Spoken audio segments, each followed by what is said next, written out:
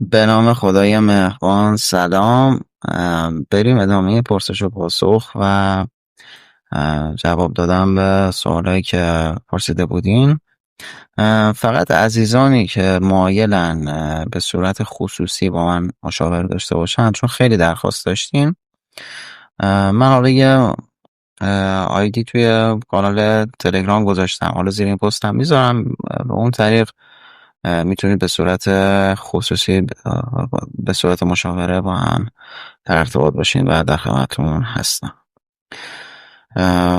خب، بریم ادامه. سوالات پرسیدن که استاد چرا بعضی مکانها که میرم انرژی مثبت دارن و بعضیا خیلی منفی هن؟ علتش چیه؟ علتش خیلی مشخصه، به خاطر همون نتیجه ارتعاشات و فرکانس هایی که اون مکان اتفاق افتاده و رخ داده. مثلا یه جایی که نشسته باشن، زیاد ذکر گفته باشن، نمیدونم انرژی مثبت فرستاده باشن، حرفای خوب زده باشن، یا اتفاقات خوب افتاده باشه، خب انرژی اون مکان بالا میره. جایی که برعکسش باشه انرژی پایین میاد. بعضی جاها هم انرژی مثبت و منفیش به خاطر موجوداتی که تو اون ناحیه هستن. این هم هست. یعنی بعضی جاها ممکنه یه سری موجودات نورانی باشن، بعضی جاها ممکنه یه سری موجودات تاریکی باشن. خب اون سطح انرژی میاره پایین، اولیه میبره بالا و اینا هم تفاوت ایجاد میکنن. ولی در اصل ببین، مکان حافظه انرژی و فرکانس هایی که اونجا اتفاق افتاده است. خب شما چرا مثلا توی مسجد میری و حالت خوب میشه؟ خاطر اینکه اونجا همش در حال ذکر، عبادت، انرژی مثبت، اتصال با منبع، یه همچین چیزایی داره اتفاق میفته. حالا اصلا نمیگم مثلا مسجد، اصلا کلیسا هم بری همین حدث هست، چون اونا هم دارن با خدا ارتباط میگیرن، فرق نمیکنه و باعث میشه که انرژی اون مکان مثبت بشه. برعکسش هم جایی مثلا خیلی دعوا بشه، خیلی جلوس بشه، خیلی نمیدونم اتفاقات بعد بیفته، حرفای زشت زده بشه یا اعمال شیطانی اتفاق بیفته، اونجا انرژی منفیش انرژیش میکشه پایین و حالت منفی و سنگینی به شما دست بده. و حالا کسایی که یه خورده چشم سومشون بازه اون سریع متوجه میشن وقتی وارد مثلا یه مکان میشن، یهو حس سنگینی میگیرشون، یا ممکنه مثلا نمیدونم سرشون درد بگیره، یا نمیدونم احساس فشار و خفگی کنن. نذار مدل، حالا هر کسی بسته به سیستم انرژی خودش یه همچین واکنشی داره و سریع این قضیه رو متوجه میشه. و خب نباید خیلی تو اون مکان بمونه، یا مثلا اگر نه مجبور بمونه بعدش میاد مثلا یه جوری خودشو سبک بکنه، مثلا بشینه یه ذکری بگه، بشینه یه مدیتیشنی بکنه، بشینه مثلا تو موارد شدیدترش مثلا یه غسلی رو انجام بده، خورده مثلا نمک دستش بگیره. اینا کمک میکنه که اون انرژی منفی محیط ازت دور بشه.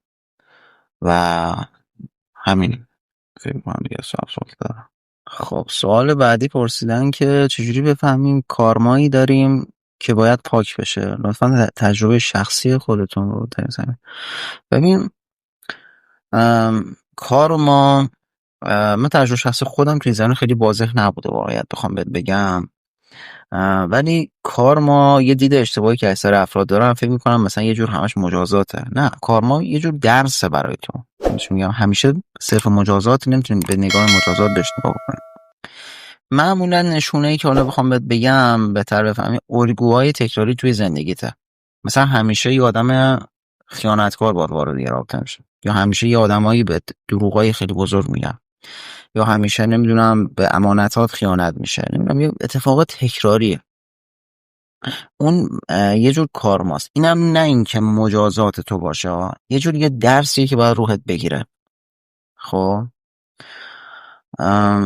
شاید تجربه شخصی من تو این زمینه بیشتر درکی بود که تو این زمینه داشتم، نه اینکه خودم مثلا یه رو حس کرده باشم، خودم این مدلی تجربه کرده باشم. ببین، حتی تو لولای بالا مثلا یه اتفاقی تو گذشته میفته، میان نشونت میدن و انرژی شو حتی تو زندگی بهت نشون میدن، مثلا یه همچین انرژی توی زندگیت هنوز هست. اونجا تو میفهمی، مثلا میری سعی میکنی اون اتفاق بعد رو جبران کنی، پاک کنی.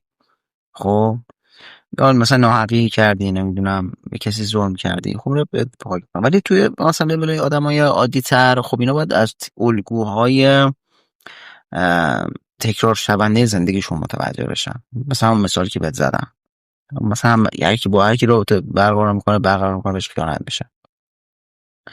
یا نمیدونم تو هر کاری میره شکست میخوره، یه همچین چیزایی. و گفتم بازم اینم در نظر بگیره، بحث فقط مجازات نیست. کارما خیلی موقع یه درس برای روح تو. خب مثلا ممکنه تو به کسی خیانت نکنی، ولی کسایی که وارد رابطه با تو میشن خب به تو مثلا خیانت میکنن. خب اون درس برای روح تو، نه اینکه تو داری مجازاتی پس بهت میزنه. پس اینا رو با هم یه تفکیکشون بکنی، میتونی از روی اتفاقات تکرار شونده زندگیت کارماهای خودت رو پیدا کنی و بری تو این زمینه بررسی بکنی. حالا باید دیگه مورد به مورد اصلا در این زمینه فکر کنی و بررسی بکنیم. حالا اگر بازم اتفاق خاصی توی زندگیت میفته، میتونی جداگونه بپرسی، حالا بهت بگم مثلا چجوری اون کارما رو بتونی برطرفش بکنی. خب پرسیدن که استاد میشه خواهش کنم صادقانه یه نقطه ضعف از اسلام بگید؟ من به حرف شما باور دوست دارید شما. ببین سوال خیلی سختیه، خیلی هم نمیشه من توی اون توضیح دادی حرفا رو.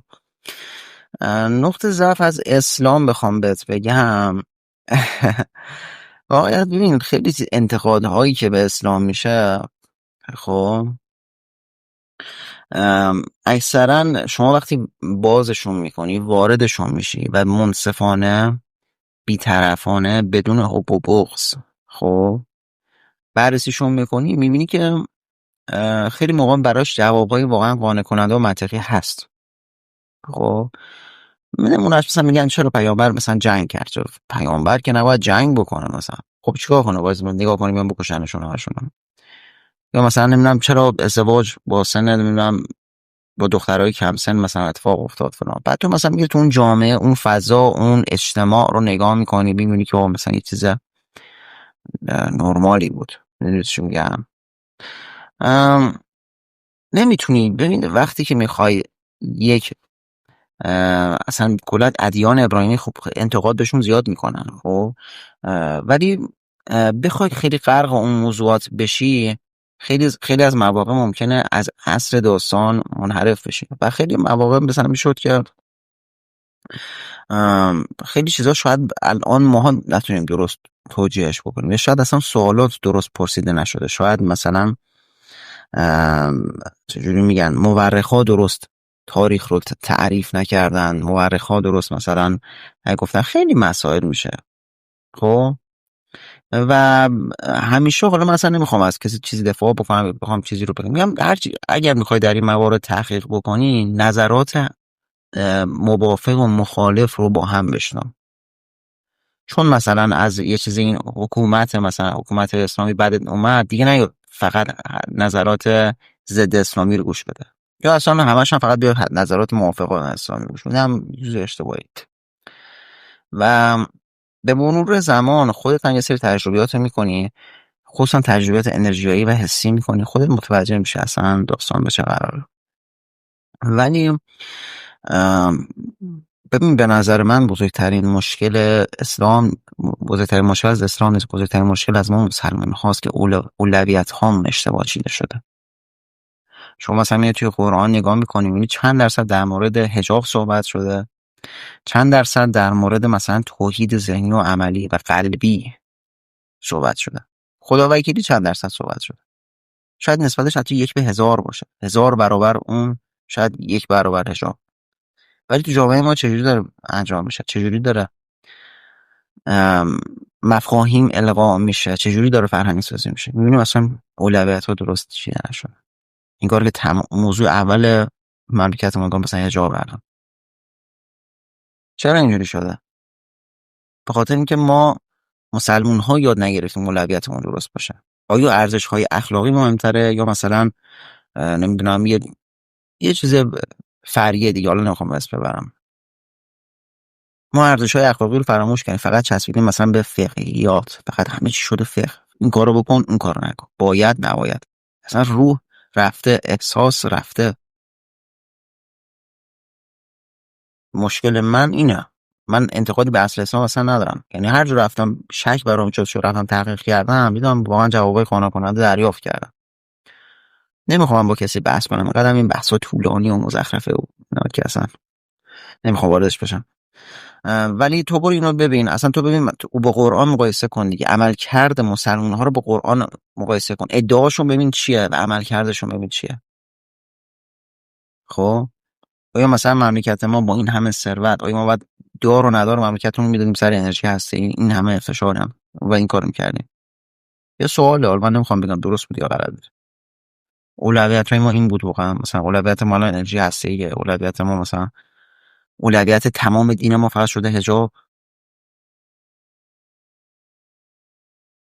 اینها دلسوزای واقعی اینا رو میفهمن و چون صداشون هم به جایی نمیرسه، چون معمولا به مراکز اصلی قدرت هم وصل نیستن دیگه، متاسفانه حرفشون هم جای خریدار نداره. می‌دونی چی میگم؟ ولی یه اشتباهی که به نظر من خصوصا نسل جدید دارن انجام میدن اینه که مثلا یه خانومی به فرض من میگه با حجاب حال نمیکنه، موافق نیست، خب این میاد کلا دیگه عبادت خدا رو هم ول میکنه، یا کلا ارتباط قلبیشو با خداوند ترک میکنه، یا اصلا میاد ضد دین میشه، نمیدونم ضد فلان میشه، یه چیز عجیب غریب میشه. تو با اون بخش حال نمیکنی، چرا با روحت میجنگی؟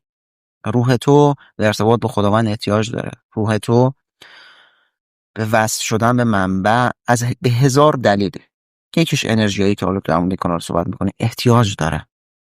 چرا اینا رو کاست میکنی؟ چرا اینا رو میبندی به خودت؟ و تو به اون قسمتش حال نکرد. شاید یه چیزی الان تو نمیتونی اجرا کنی، شاید یه دستوراتی رو الان تو نمیتونی تو خودت پیاده کنی یا تو زندگیت عملی کنی، چرا تو تمام بخشای دیگر رو میخوای بکوبی؟ فجایی.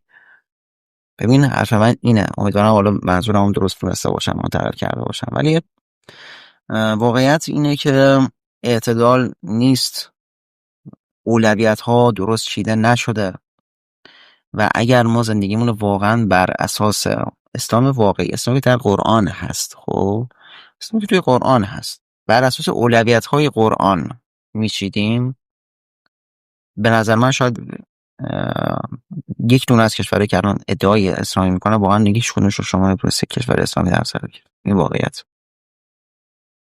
و نمونهش داریم میبینیم دیگه، نمونهش روزانه داریم میبینیم چه خبره دیگه. این هم میگه مثلا مسلمان با هم متحد باشید، با اصلا هم داشته باشید. ببین اگه یه جنگ شد چجوری دارن کار، چجوری متحد بودن؟ هیچ ارتباط کجا بود اصلا، پشت سر واسه هم میزنن. خب این بعد تو میگی مثلا اینا اسلام و نظرتون در مورد اسلام میشه. خب اسلام یه چیز مسلمونا و عملکرد اونها چیز دیگه است. کلا منصفانه که تحقیق بکنی و صدای روحت هم بشنوی انشالله و از خداوندم واقعا کمک بخوای که درست هدایت به راه درست هدایتت کنن. واقعا سوره هم داریم دیگه، اهدنا الصراط المستقیم، میگه صراط الذین انعمت علیهم، به اونها نعمت دادی و بزرگترین نعمت قرب الهیه. واقعا چون نعمت‌های دیگه وقتی شما قرب داشته باشی با آرامش رسیده، وقتی آرامش داشته باشی در لذت و شادی هستی و دیگه نعمت‌های دیگه همش چیه، می‌خوایم نعمت بخوایم که به لذت و شادی برسیم دیگه.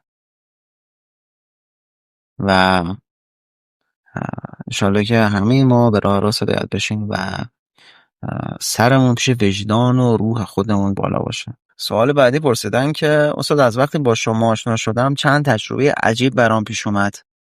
اولیش در زیارت مشهد بودم، خب خدا بخیر کنه. خب در زیارت مشهد بودم، نزدیک نماز صبح بود، در حالت نیمه بیدار و خواب بودم. فردی اومد جلو و در مورد یکی از ویدیوهاتون با من صحبت کرد و من اصلا متوجه نشدم اون فرد از کجا میدونه من ویدیوهای شما رو دارم میبینم. 2-3 دقیقه در مورد چشم سوم با هم صحبت کردیم و رو نشد بپرسم از کجا میدونه که من علاقه دارم و بعدش هم رفتش. دومیش هم این بود که تو خواب دیدم شما دارید در مورد الف ها برای من توضیح میدید. خب ببین تجربه اولت که دو حالت داره، یا طرف یه مدیومی بوده که خب بعضی مدیوم خب یه سری چیزا متوجه میشن، یا مدیوم سطح بالایی هم بوده، یه سری چیزا متوجه میشن مثلا کمکت میکنن، راهنماییت میکنن، ذهنخوانی هم 100% داشته اگر مدیوم بوده. دومی حالتش که احتمالش رو بیشتر میدم چون گفتی تو حالت خواب و بیداری بودم، چیز کلماتم خیلی درست استفاده نکردی، توی خواب و بیداری بودم، احتمالش هم هست که موجود نورانی بوده یا راهنمای روحی بوده اومده مثلا کمکت کرده. و احتمالا داری کار میکنی، یعنی مثلا داری مسیر سیر و سلوکی یا داری رو خود کار، دوست داری چشم سومت باز بشه، برون فکنی داری، یه همچین چیزایی داری و اینا. اگه آدم عادی بودی همچین اتفاقی بهش نمیومد که داری به هر حال داری هم ویدیوهای منم مثلا میبینی، بس معلومه توی این مسیرهای دیگه. حالا اومده یا کمکت کردم، گفتم یا دولت یا یه مدیوم بوده یا یه شما نفهمیدم بالاخره توی حالت خلسه بودی یا مثلا یه چرتی زده بودی تازه بیدار شده بودی، نفهمیدم باید درست. ولی اگه تو حالت خلسه بودی بیشتر همون موجود نورانی احتمالشون میدم، و اگرم که حالت مثلا تازه از خواب بیدار شده بودی که احتمالاً شاید هم مثلا یه مدیومی بوده یا شاید هم تو اون حالت هم یه موجود نورانی بوده اومده مثلا راهنماییت کرده. آره. بعد تو سوال دومت هم گفتی که آره تو بود نه، یه شب تو خواب دیدم شما دارید در مورد الف ها برای من توضیح میدید. بالا تو خواب دیدی که من دارم در مورد الف ها برای توضیح میدم. شاید اون کار بود من بوده. آخر پیش میاد کسی که ولی میذاره تا هم زیاد میبینم تو کامنت ها مثلا میگم استاد با من صحبت کرده فلان کرده و کار بوده من برحال چون یه ارتباط با من برقرار میکنی، اتصال اتری با من برقرار میشه و از موقع میاد براتون توضیحاتی میده. چیز طبیعیه. بعضیاتون تو ممکن کمک میکنم، من خودم شاید لازم مثلا چیز نباشم ولی کار بود من میان یعنی کمکتون. بعضیاشون متوجه میشم، بعضیاشون متوجه نمیشم. خیلی‌هاش هم صلاح نیست که بدونم، شاید بعضیاشون صلاح بدونم میفهمم متوجه میشم، ولی بعضیاشون که صلاح نیست متوجه نمیشم. بریم سوال بعد. سوال بعد پرسیدن که استاد من کرونا گرفتم با 10 روز درد که تا دم مرگ رفتم، روز دهم وقتی سجده زدم و دعا خوندم یه انرژی از پشت سرم اومد تو بدنم و یه آنی خوب شدم. این علتش چیه؟